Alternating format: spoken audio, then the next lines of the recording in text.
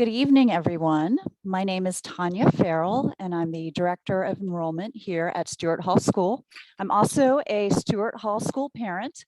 My son, Charlie, will graduate this May, and we are really grateful that you could join us this evening to learn a little bit more about Stuart Hall.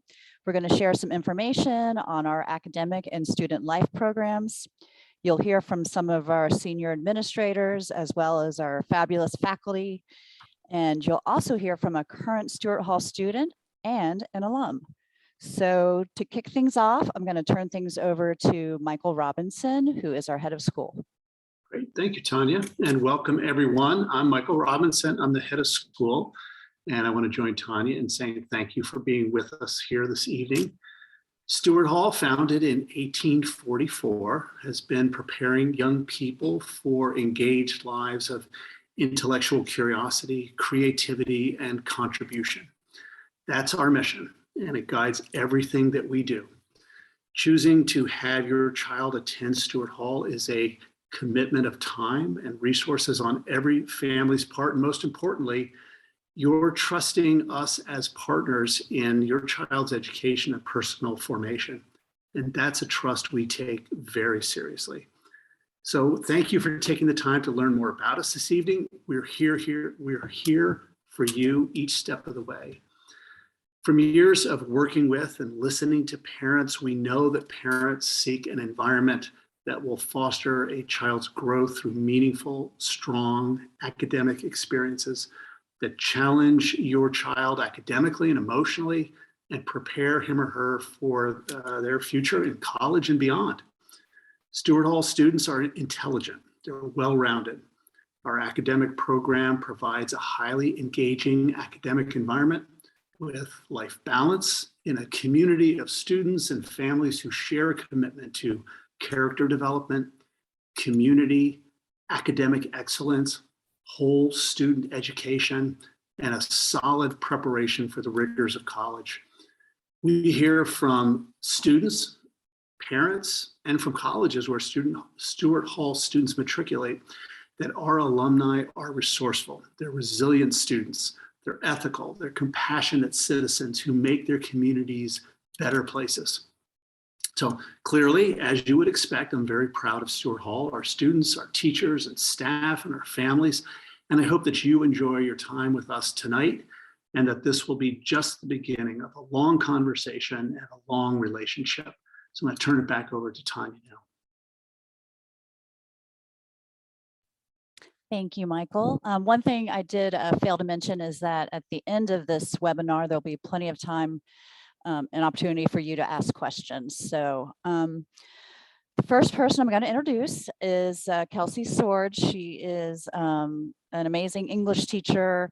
She's also a dorm parent. And then beginning in July, she'll be the assistant dean of students and campus life. She is very kindly stepping in for our academic dean, Sharon Arney, who is a bit under the weather. So Kelsey, I'm turning it over to you. Thank you, Tanya, and thank you everyone for joining us here tonight. Yes, as Tanya mentioned, I'm Kelsey Sorge. I wear a lot of hats here at Stuart Hall, and as an English teacher, I do have experience with mastery learning. And because Sharon Arney, our academic dean, couldn't be here with us, I'll be sharing a bit about our academic program to give you an idea of how we approach student learning here at Stuart Hall. We embrace a mastery learning philosophy, which simply means we believe that all students can succeed, and we put that belief into action through mastery learning. Mastery learning allows students to move at a flexible pace and work toward proficiency in well-defined specific skills. At the foundation of our mastery-based learning program are a few questions which drive our academic program. Where do we want our learners to go? How do we know where our learners are? And how do we move our learners towards or beyond our destinations? So it's all about skill sets and application of content to skills. We've defined the outcomes for each of our courses and have created rubrics, or what we call scales, for every skill being taught. Teaching techniques include differentiation and individualized instruction to meet students where they are and move them to academic growth. In order to do this, the mastery structure involves student awareness of goals, understanding of where they are in the path to the goals, and a clear map for how to reach those goals. The purpose of doing all of this is for the ownership of learning by students. Learning is not a spectator sport. Students should not be doing work simply to turn it into the teacher. Students should be aware of the goals of learning and actively work to improve. And the skills we're teaching are purposeful. Students will use these skill sets for the rest of their lives. One distinction between a traditional curriculum and a mastery learning approach is the grading system.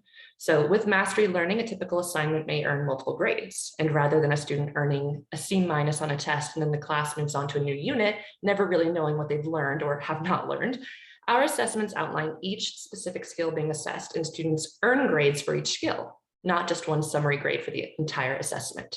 So a student might earn 3 or 4 grades for each assessment. This feedback allows the students to understand which skills they've mastered and which skills still need more attention. The statement, "you should study more next time," is eliminated, and it's replaced by, "this is the specific skill that you haven't yet mastered, and that's where you need to focus your attention and practice. We'll reassess you to measure progress." And then we do. Our goal is that every student will become proficient in every skill. But what's great is that mastery learning doesn't rank or sort students. It creates structure where every child can succeed. Additionally, we have a learning support system at Stuart Hall, and it's been developed in a tiered structure in order to assist students based on their learning needs.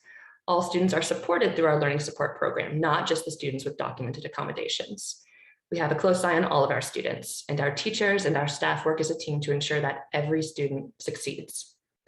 We have a few teachers here with us tonight, including me, so that we can share with you some examples of what the mastery system looks like in action. And so I'd like to welcome Brad Arnold, one of our upper school history teachers, to tell you more about what mastery learning looks like in the history department.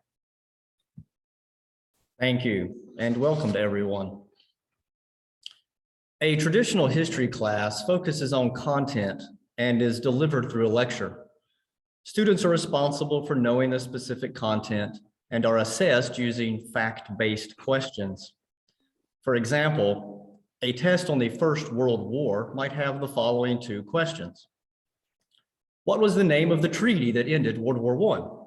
The Treaty of Versailles. What countries were created after World War I? Czechoslovakia and Yugoslavia. Students earn good grades by identifying the correct facts, but the retention is short-lived and little critical thinking is involved. The Stuart Hall history classes focus on thinking skills and the application of content knowledge to meaningful questions about the past. Students are still responsible for knowing facts, but assessments require the ability to make historical arguments using those facts as evidence. For example, I recently gave the following question to my 10th grade modern world history class. To what extent did the peace settlements ending the First World War resolve the primary issues that led to the conflict in the first place?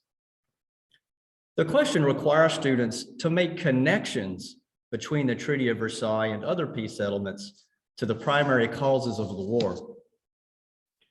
Stuart Hall does not expect students to be able to make such historical arguments when they first arrive in the classroom. Skills are progressive, building on each other over 3 years, until students are able to conduct independent research and write on topics that align with their own interests. A Stuart Hall graduate, therefore, should not only know important facts and developments from the past, but also have the tools to pursue a better understanding of how the past connects to their present. Thank you. Thank you so much, Brad. Next, we'll hear from Hannah Berry, one of our upper school science teachers. Hi, everyone, and thanks for joining us today. Like Kelsey mentioned, I am one of the upper school science teachers, and I thought it would be great to share a little bit about how the scales work in a typical science classroom, or one of my science classes, which is pretty uniform throughout the science department. So there's 8 different skills that we assess students on. Some of the ones that I find most valuable for our students and the ones that show up most on assessments are concept explanation and data analysis. If you think about a traditional lab report that you may have had to write in high school or a college class, there's so many different skills that a student can demonstrate. They're making graphs, they're writing analysis, they're collecting data, and in some cases, they're designing the experiment themselves. So writing that lab report procedure is an important part. So as Kelsey mentioned, there's so many different skills that you can assess on one assessment, and having the ability to hone in on those individual skills really makes me giving feedback as a teacher and students receiving that feedback so much more clear of a path of communication. They can understand, or they can show that they might understand how to explain the concepts and they use the vocabulary, but maybe their data analysis skills weren't so strong, and we can articulate how to use the data to better and more clearly support their ideas.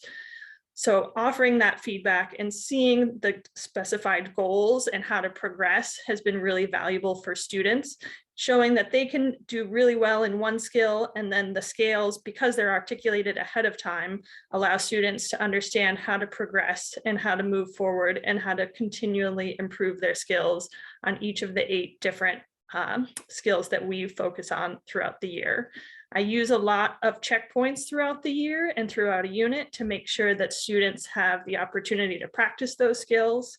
And then over time, they get the practice that they need to really show that to really show their best work. Thank you. Thank you, Hannah. Next, I'd like to introduce David Baker, one of our new upper school art teachers. Hello, everyone. As Kelsey said, I'm David Baker, and I thank you for joining us tonight. And I want to talk a little bit about the art curriculum with mastery learning. So I would make the argument that mastery learning or art has always been sort of a form of mastery learning. For example, I'm always focusing on building a portfolio, focusing on project-based learning. So one example stands out in my mind. I have a student, she's working on a painting. And as she brought the painting to me, or was looking at developing the painting, as the painting was developed, she was constantly kind of evaluating where she was on the scale. And as she kind of moved up the scales, she added more elements and principles to the artwork. So therefore, the artwork became more enriched with color, pattern, and many of the more elements and principles of design. So instead of focusing on finished artwork, it's about focusing on the specific skills that the student can develop. And therefore, all those skills go together to make a more successful artwork. And as mentioned before, I have checkpoints throughout the unit. So it's like small lessons inside of large units. For example, it can start with a sketch. It can start with a famous artist research. And it can start with a small class critique.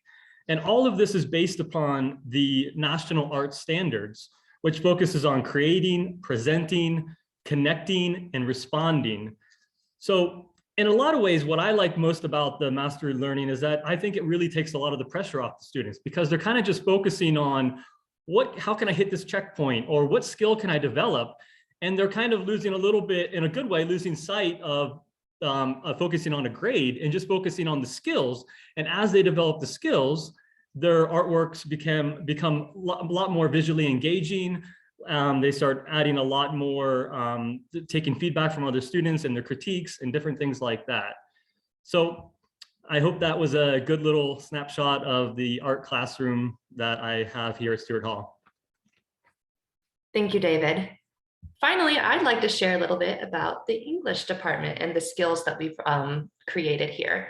So the English department has worked really hard to create a bank of department-wide skills that are relevant for any grade level or any course. And by focusing on the skills rather than a particular text that has to be repeated yearly, regardless of who's actually teaching the course, the content becomes the vehicle for the skills. And this means that in English class at Stuart Hall, everyone from the youngest 7th grader to the oldest AP student is asked to do the same fundamental things. For example, develop a claim, incorporate and explain evidence, organize your writing, so many more things, but the sophistication, the technical ability, the voice, all of these things develop as a student continues to explore and build upon those same intrinsic skills in each grade. The 7th grader's claim may lack the specificity of an AP student's, but both students are still ultimately writing claims. And what's wonderful is I have kids come to me every day and say, oh, we talked about claims and we're writing claims in Mr. Arnold's class, or hearing Ms. Berry talk about what goes into writing a lab report and how ultimately you're supporting a claim with evidence just shows that these skills are not only built upon in just the English department, but in different disciplines as well. And as Hannah mentioned, an important part of this learning process is clearly communicating the expectations of the scales with the students, which allows them to measure their own progress towards mastery and clarity. And it shows the difference between what's perhaps exceptional writing and what is proficient writing. And now when I offer feedback on an essay, I can be really specific. And it's amazing. So in the past, if a student was really great in one area, like their style and sophistication, and they have this really authentic voice that just sings in their writing, but their claim was a little bit confusing, yeah, I could give them narrative feedback, but the overall grade in the gradebook didn't show that individual success. So what I love most about working with mastery in the classroom is now I can celebrate their individual skill sets, and I can really zero in on the areas for growth. And that learning for each target is reflected in the gradebook. So ultimately, just as we ask our students to organize their writing and create lines of reasoning, which is the way in which a thesis guides topic sentences and transitions create logical bridges between ideas, and the arrangement and explanation of evidence ultimately leads readers to an inevitable conclusion, we here at Stuart Hall are kind of doing the same thing. We're focusing on developing and nurturing skills that will lead our students to their own inevitable conclusion, which is becoming a strong writer and a strong thinker. Thank you. Thank you, Kelsey, and all of our wonderful teachers for sharing a little bit about what happens in your classroom. I hope this gives all of you a little bit of an idea of what the academic life here at Stuart Hall is like. And so now that we've shared that with you, I'd like to introduce Jason Cody. And Jason is our Dean of Students and Campus Life. He'll talk a little bit about our co-curricular programs and what else goes on when students are not in class. And also Jason will be our head of school come July 1. So Jason. Thanks, Tanya, and I'll add my thanks to everybody who's joined us this evening. It's a thrill to be able to share the great work that's happening at Stuart Hall with you. I'm actually not going to talk about student life for just a minute, but instead put on my own parent hat. I have 3 children here, 2 in the upper school, and in listening to the teachers this evening describe the work that they do and how they're working with students, I can attest to that because the conversations around our dinner table are considerably different than they were 2 or 3 years ago. The focus is no longer on what grade there was on a test. The focus is on what specific thing must be prepared, what notes must be taken, when they might be able to review or reassess something. It is all about these skills, and they never feel defeated, even if they have a rough outing on something, because they know that there's just the opportunity to continue to grow. To be perfectly honest, it's so refreshing as a parent to be able to have these very different conversations around the dinner table that aren't focusing on grades, but are focusing on learning. Switching back into student life, I'm thrilled to take a little time and share some things. As I've been thinking about how to present this evening, I think that a good way to think about what happens with student life and campus life for both our boarding and our day students is to really think that a lot of what we're doing is blurring the lines between the academic day and everything else. So one example of that is our afternoon program. We call them co-curriculars. I like to say that the learning doesn't end at 3:30 when the class day ends. These co-curricular programs offer students the opportunity to dive deeply into something that they're interested in, or to dabble and try out some new things and decide what they might be interested in. We offer a wide variety of programs to students. They cover everything from athletics to the arts, competitions and performances as well, and service opportunities.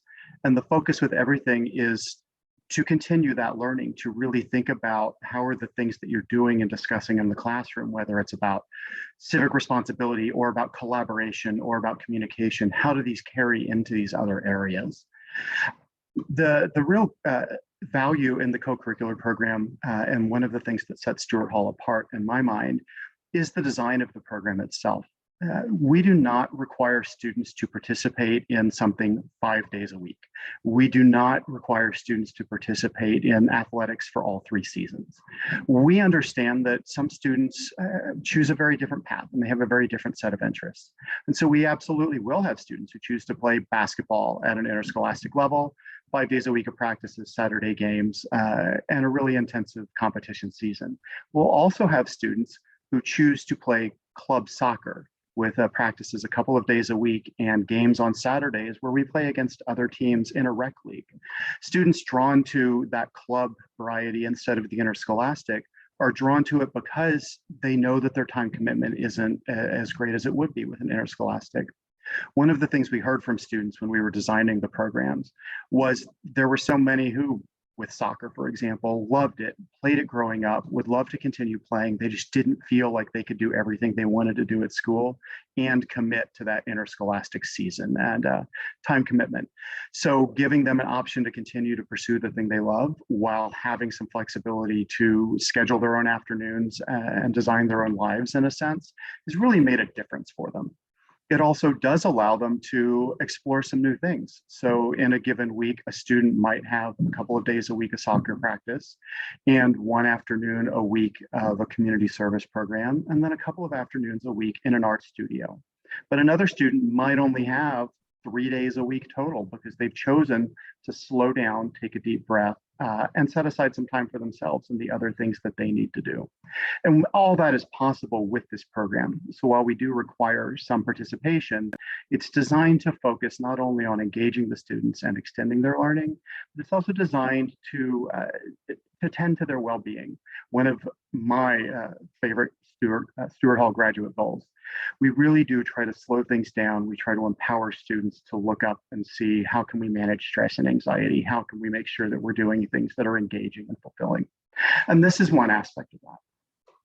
The learning for our boarding students continues far past the co-curricular programs with dinner and an evening study hall, downtime in the dorms, a bedtime, time to sit and visit with adults, time to check in with teachers and get some extra help, time just to share with other friends, others in the dorm about what's happening in their lives or what's happening in the world.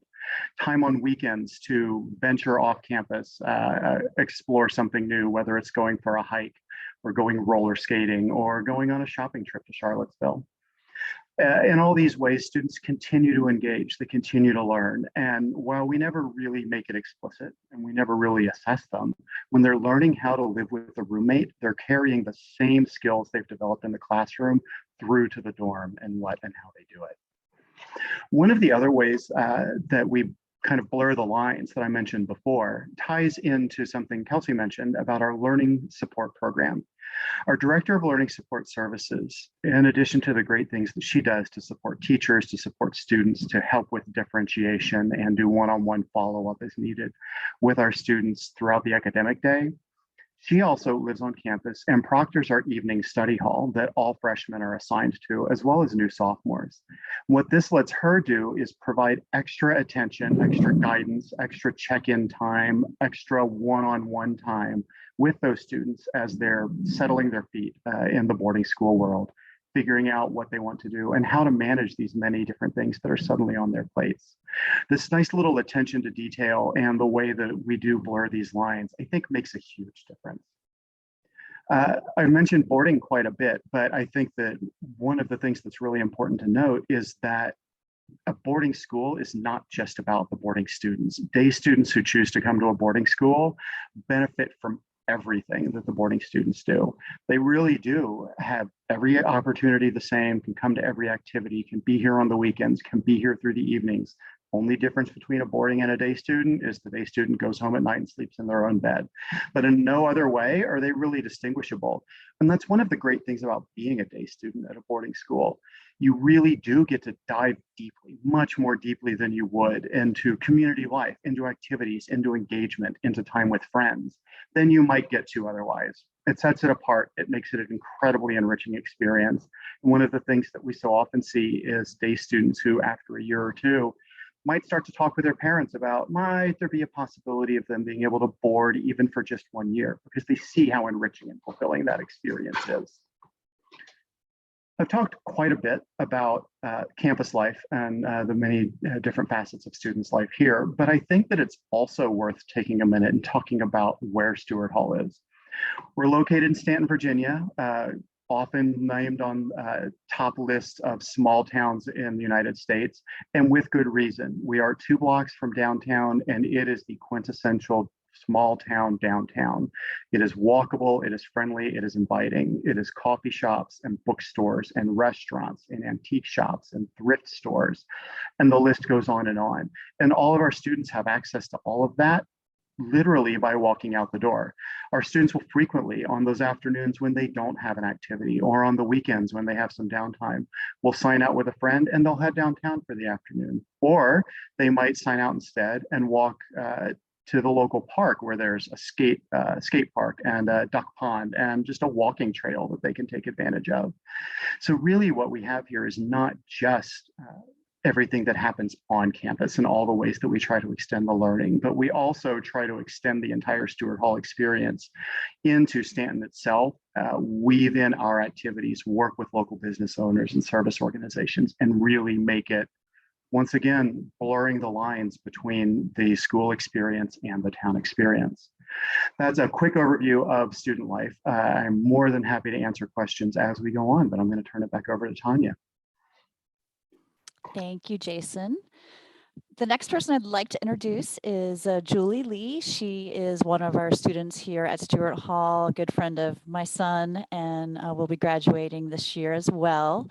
Julie is from Vietnam and has been with us since 8th grade. So Julie, please share a little bit with us about your experience at Stuart Hall, what it was like to come here from so far away, and maybe what your future plans are, if you're ready to share. Hi, my name is Julie. I'm from Vietnam and I came to Stuart Hall when I was in 8th grade. It took a little bit to adapt because I was so young, but I made it through. When COVID hit, I was fortunate to move in and live with my lovely friend's family, the Dulls. I felt very welcome and I got to experience being what a day student was like. This year, my senior year, I'm back on dorm. My experience has been great. I love my dorm parents. I love my teachers. I love the activities that we have. I also have a few leadership positions at school. I'm an RA as well as a member of the Honor Council and a member of the student activities team. So being a day, having experience as a day student while also being aboard has helped me become very involved at school. So yeah, thank you. Oh, future plans. Yes. God. If you're ready to share, right? It's like every senior's worst question, but. Well, I'm waiting for more college decisions, but I plan to study university in the States. So yeah. Great. Thank you, Julie. And I have to tell just a quick little story about Julie in that a few months ago, I asked her if she would help me make a video for a group that we work with over in Vietnam. And she's been in the States so long now that she had to call her mom and ask, now, how do I say that in Vietnamese again? But Julie, thank you so much. And you know, I wish you luck wherever you go, but I'm sure you'll do great.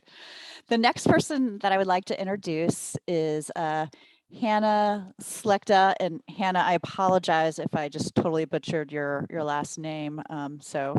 But Hannah graduated from Stuart Hall in 2016. She was our valedictorian. She went from Stuart Hall off to Cornell, where she got her BA in linguistics. And she is now working on her master's in education at the University of Georgia, which she will receive in May. And then I understand will be heading back to Virginia. So Hannah, turning this over to you now. Tell us a little bit about your experience and how Stuart Hall prepared you. Thank you. I love talking about Stu. And you got the name right. So bravo, not many people do. So the first thing people probably want to know is how Stuart Hall prepared me academically. And for that, Mrs. Sorge literally took the words right out of my mouth. I have a little note card and I have on here strong writing and strong thinking. So when she said the inevitable result is becoming a strong writer and a strong thinker, I'm like, well, there's my first part, all done. Because when I got to Cornell, I really, really was so prepared for the writing. And I don't think I quite appreciated when I was at Stuart Hall how far above the average the writing and critical thinking, because as you all said, those really are extremely enmeshed and you can't separate all of these skills from each other. I didn't realize how far above average they were until I was seeing my fellow freshmen attempting to write, and we're doing peer editing and stuff, and people really needed so much guidance with every step of that way. And I think from a very early age at Stuart Hall, we were guided through that process, very much focusing on these skills, this process, these abilities, so that by the time I graduated, I'd become an amazing writer without ever really realizing how much had gone into it from not only my English teachers, but from history teachers. That's where I got a large portion of the best writing from. Even in science classes, we were doing a lot of writing. And the critical thinking, as I said, is so wrapped up in that because the writing is where you're normally showing those arguments. But I found that even in other areas of my academic life, I had those strong critical thinking skills that others were really just starting to develop when they got to college. But you can probably tell by now that Stuart Hall is academically great. I think the biggest thing that I took from it that I can bring to this conversation is the social aspect that I got from it. Because first of all, Friends for Life is not just like a slogan. I really, really made friends who I keep up with, texting sometimes almost on a daily basis. We still do video calls 6 years later after graduation. We kept up all the way through college. I'm seeing some of them next week when I come home to Virginia for spring break. These really are friendships that do last a lifetime. And I see that with Alumni Weekend when you get a bunch of 60-year-old ladies coming back and talking to their best friends. But it also gave me friendships from around the world, which is not something that I probably would have been able to get in Stanton or most places like Stanton otherwise. Because Stuart Hall is this little enclave of this international world where I grew up with friends from Vietnam, from China, from Rwanda, from Mexico, Europe. And that actually led me into what I'm doing today, because as Tanya said, I'm studying education, but I'm specifically studying TESOL, teaching English to speakers of other languages. And that was inspired by, at Stuart Hall, I was surrounded by all these people speaking other languages, these other cultures.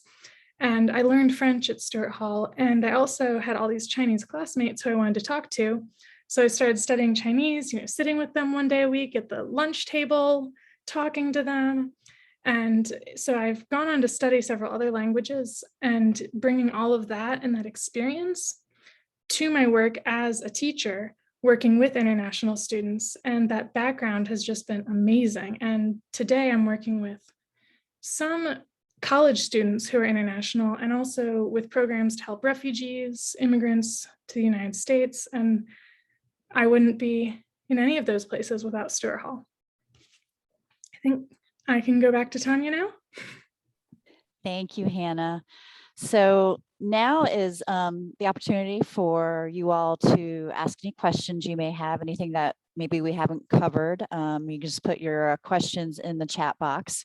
And I also just wanted to use this as an opportunity to talk about what a great experience this has been for my boys. Charlie will be going off to University of Massachusetts in Amherst in May, and I feel very confident that he will do well as well.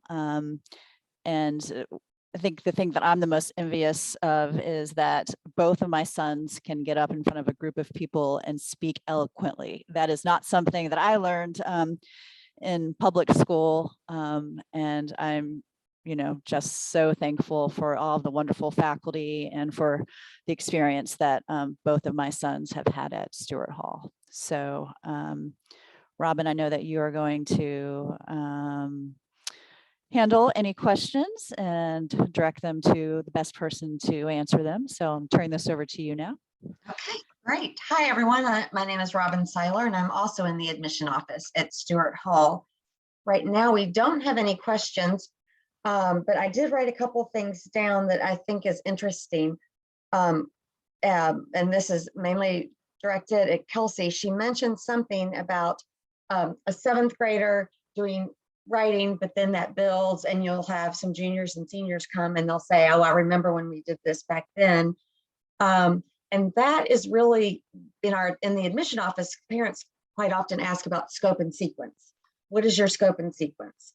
You know, how do you build on those skills? And the mastery program really does that. And you gave a great example of how, you know, it's just not written on paper that the faculty does once every 3 or 4 years, but that, you know, you really are building on those skills. And mastery learning is a perfect example of how that goes across the board in all disciplines.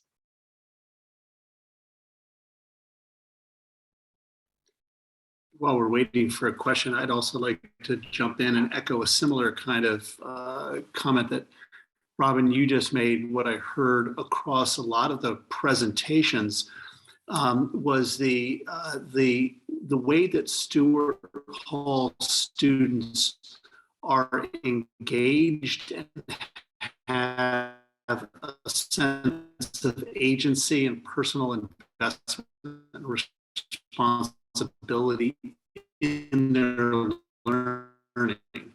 I suppose you could say that Stuart Hall students are actively engaged in feedback, and it is an art class or English class or science class, and this creates a whole paradigm for lifelong learning. There's just about any school that students might be introduced to, parents you might be looking at, that talks about developing lifelong learners. And that is an admirable, appropriate goal for middle school and high school students. But the way that happens, the way that students become lifelong learners with a sense of agency, a sense of resourcefulness, a sense of resiliency, a sense of self-awareness of how they learn best, is by having the opportunities to do that with expert and caring teachers who engage them in that process. And I think this is an incredible presentation right here to hear both students and graduates, but also teachers in different subject areas talking about how that middle school and high school adolescent is being engaged in the formation of lifelong learning practices that feel very relevant and purposeful because it's how they learn best. And any human being is excited about feeling capable and competent. And that's what really makes me excited hearing Julie and Hannah talking about their own learning in this. And so thank you, teachers, for those presentations. Yeah, I'd like to jump in and add to that, Michael, as a parent of 3 Stuart Hall students, 2 of whom have graduated. That sense of agency and independence can't be overstated. My youngest, who's going to graduate this year, I can still remember her coming home from her first day when she started in 6th grade, and how wonderful it was and how grown up she felt that she was able to go downtown with her friends, feel safe, feel looked out for. You know, so many of the business owners are either graduates or parents or board members. So, you know, they really are looking out for them. And she was just telling me a little bit before the call about all of the plans that she and her friends had made for spring break. And they had done all of the reservations, all of the trip planning, everything. And now they're informing us parents about it. So backwards from certainly the way it would have been done when I was growing up.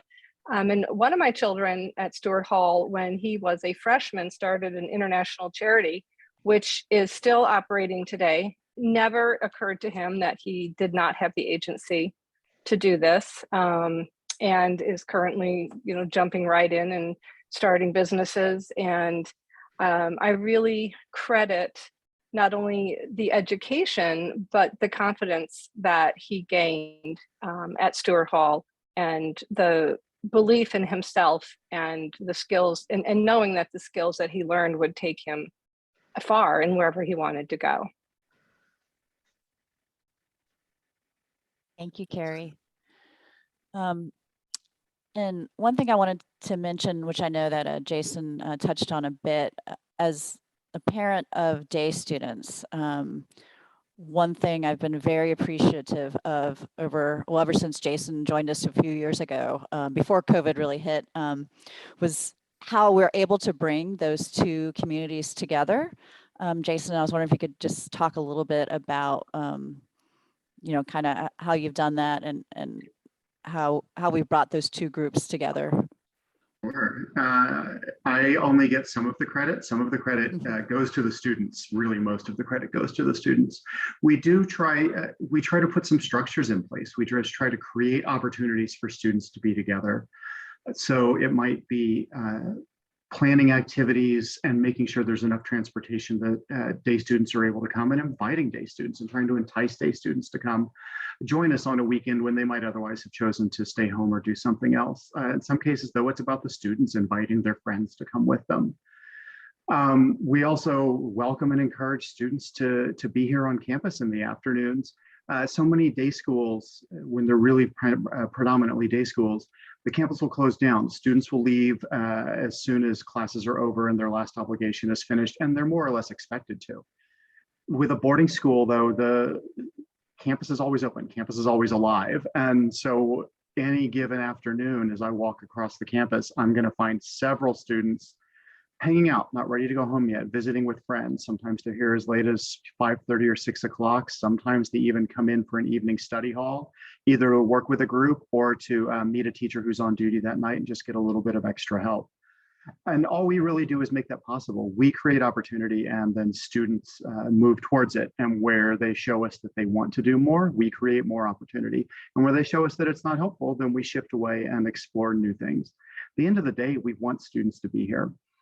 I worked with a student in the dorms a few years ago, one of my student leaders, and she said, really, our goal should be that we want all the girls in the dorm to be dorm rats. We want them to prefer to be in the dorm rather than any place else. And that's kind of how I think about campus for all of our students. I would rather that all of our students want to be here, want to hang out with friends, want to be around others, and part of this great community than anywhere else. And so we just approach it that way, and students pick it up and run with it because it's resonating with them and it's working for them. Great. Thank you, Jason. So at this point, it is what, 7:45 on a Tuesday evening, and I'm sure everybody is almost ready to go to bed. I know I am.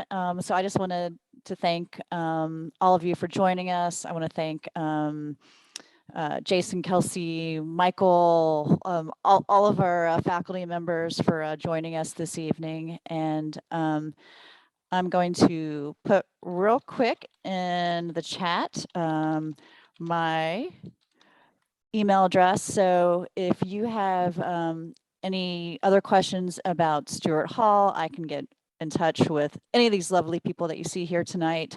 If you have any questions about how to enroll, how to apply, any of that, I would be more than happy to help you. So thank you again for joining us, and I hope you all have a lovely evening. Good night.